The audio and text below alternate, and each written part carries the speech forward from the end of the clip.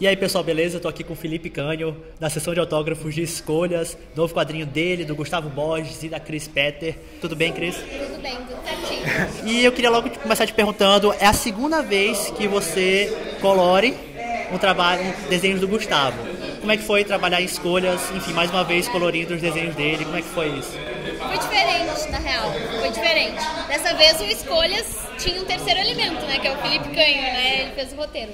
Então aí já foi, todo o estilo, né, já é muito diferente do Petals. Então foi todo um outro trabalho, foi até inclusive o jeito de colorir, as técnicas que eu usei foram diferentes. Assim. Nossa, pergunta de leigo, o roteiro faz diferença também na hora de colorir? Faz um pouco, porque, por exemplo, o Pétalas, ele tinha poucos cenários diferentes, passava tudo na neve e tal, e agora no Escolhas o cenário é mais urbano, é totalmente diferente, o Gustavo dizendo pessoas, né, que é uma coisa que ele queria se dar esse desafio, né, mas a maioria das pessoas conhece ele por desenhar o Mort Chris, a raposinha e o corvo no Pétalas. E agora, dessa vez, o cenário é muito mais moderno, muito mais atual, né? Então é outra parada e até as cores acabam influenciadas, né? Não tem como. Então, eu ainda não li o Escolhas, só que eu sei que a história fala um pouco sobre perseguir sonhos impossíveis.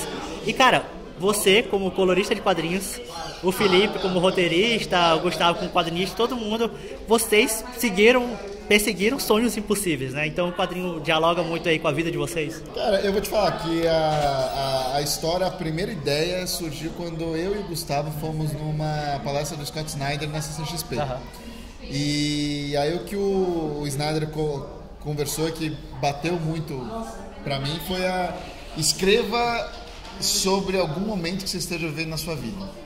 E especificamente naquela fase da minha vida, eu estava noivo, estava para casar, e eu tive aquele pânico de, cara, como é que eu vou conseguir construir um lar para minha família, não sei o que e tal, vivendo só de quadrinho, como é que isso vai funcionar? Várias dúvidas que eu estava sentindo naquele momento, inclusive se eu devia continuar me dedicando só a quadrinho ou se eu começava a desviar um pouco o foco para ter uma renda maior e tal.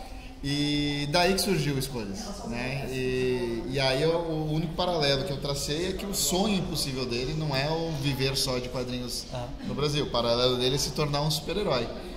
Mas o tema, né, e as emoções são bem reais, né? Eu coloquei muito de mim dentro do quadrinho. O roteiro é muito pessoal e eu acho que é por causa disso, entendeu? Eu acho que tem um pouco de referência disso, sabe? A profissão que a gente quer também era considerado um sonho impossível. E o João Humberto também, ele acaba sofrendo disso, né? Ele quer ser um herói, né? E aí ele acaba buscando isso de todas as maneiras possíveis. E como é que foi? Vocês financiaram o quadrinho através do Catarse, né? Isso. E depois vocês lançaram pela Geektopia, né? Sim. Depois foi anunciado que seria lançado pela Geektopia. Como é que foi tudo isso? Foi meio que acontecendo tudo ao mesmo tempo, na verdade. Enquanto eu e o Gustavo já estávamos com o projeto no Catarse, eu já vinha conversando com a Novo Século, com o selo deles, da Geektopia, e foi uma coisa meio de unir forças. Vamos fazer o negócio rolar, acontecer juntos. E foi ótimo, porque foi por causa do envolvimento do Geektopia e da Novo Século que a gente conseguiu fazer uma edição em capa dura, bonitona, com essa qualidade gráfica. Então eu acho que foi muito bacana porque todo mundo acabou sendo ganhando, né? Os apoiadores que quando começaram a apoiar o projeto ainda era um quadrinho com menos páginas, com a capa brochura normal, e receberam uma coisa linda dessas, inclusive sobrecapa e tal, e foi bom para mim e para o Gustavo como autores ter uma editora por trás, né, pro alcance, né, o grande público ser maior, da gente poder estar aqui na Saraiva fazendo o lançamento, e espero que seja um bom negócio para Novo Século, para Geektopia. Espero que eles consigam movimentar aí muitas vendas com esse livro. E para finalizar, eu queria te perguntar sobre financiamento coletivo, porque, cara, eu acho que vocês três são exemplos de pessoas que sabem muito bem utilizar essas plataformas, por exemplo, aqui no Brasil, Catarse. O que fazer e o que não fazer quando você tenta financiar o seu quadrinho através de, por exemplo, o Catarse? Quais são as dicas que você dá aí pro pessoal? Olha, eu acho que em primeiro lugar tem que... Tu não pode ter medo de não conseguir financiar, né? E a outra questão é não não coloque um preço baixo com medo de que não financie. Porque depois, se faltar dinheiro para tu mandar o livro para as pessoas, tu vai ter que pagar pro próprio bolso, sabe? Isso é um problema. Então, é muito importante essa parte do planejamento antes de colocar o projeto no Catarse. Calcular a porcentagem que o Catarse tem, calcular os envios, os pacotes, sabe? São coisas que... Principalmente os envios, né, cara? A coisa assim, como tu vai mandar os livros, como tu vai proteger eles, tu vai precisar comprar embalagens, vai precisar comprar fita adesiva, são coisas que a gente realmente precisa de um planejamento e vocês precisam de ajuda. Ó, a primeira dica que eu sempre dou porque essa é uma das perguntas que eu mais recebo. Dá alguma dica de financiamento coletivo? E a principal dica que eu dou é estude a plataforma e os outros projetos que vieram antes do seu.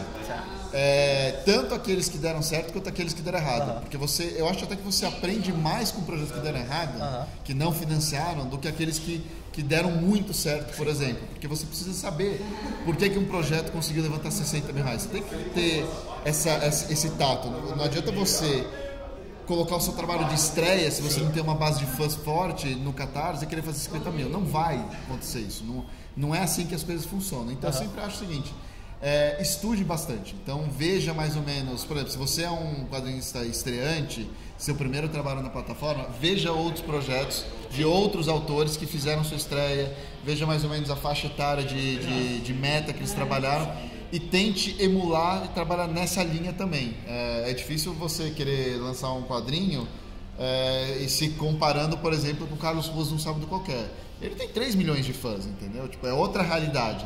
Então é o que eu digo, estude a sua realidade. Então é isso aí, pessoal. Obrigado, Cris. Valeu por mais uma vez conversar com a gente aqui. Obrigada pela entrevista. É legal estar sempre no teu canal. Um beijo. Até a próxima. Então é isso aí, cara. Obrigado, viu? Valeu, obrigadão, Carlos. Obrigado pela entrevista. Valeu. Valeu.